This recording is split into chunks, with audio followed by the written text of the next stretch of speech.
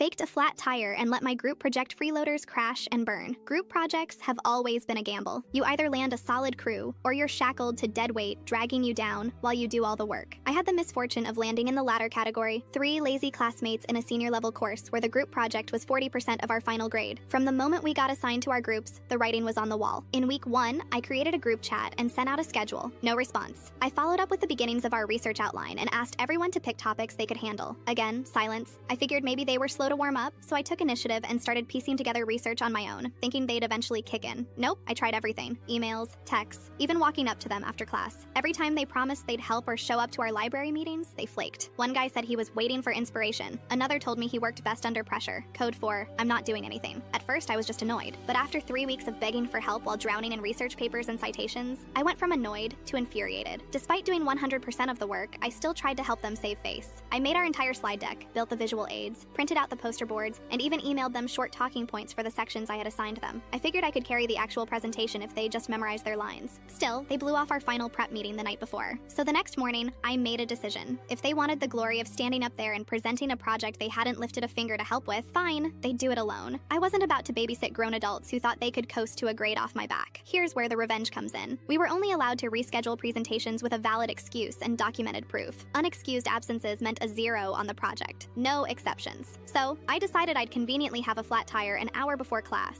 I lived out of town, so this wasn't hard to fake. I went to a local junkyard, bought the cheapest beat-up used tire they had, got a receipt and everything, took some photos of it in the backseat of my car, and emailed my professor saying I'd had a blowout on the way to campus and was waiting on roadside assistance. I attached the receipt and photos. He replied kindly, saying I could do a solo presentation during his office hours later that week. Then I sat back and waited for the show to implode. The aftermath was better than I imagined. One of the group members emailed me later that day in a panic asking where I was. I told them to check with the professor. A friend of mine in class told me the group froze during the presentation. One girl tried to read off the slides and got cut off by the professor. Another tried to pass my talking points off as their own but couldn't answer any follow-up questions. They stumbled, stuttered, and ultimately admitted that I was the one who did the project. The professor was apparently unimpressed. Not only did they likely fail the project, but considering their low grades in the class already, it might have cost them their entire semester. Meanwhile, I presented one-on-one during office hours. Since I knew the material inside and out because I wrote the entire thing, I crushed it, got full marks. A few weeks later, the professor emailed me privately and said he appreciated my honesty and how I handled the situation. He didn't get into detail, but I suspect he may have spoken to them about academic integrity, or at least gave them a rude awakening.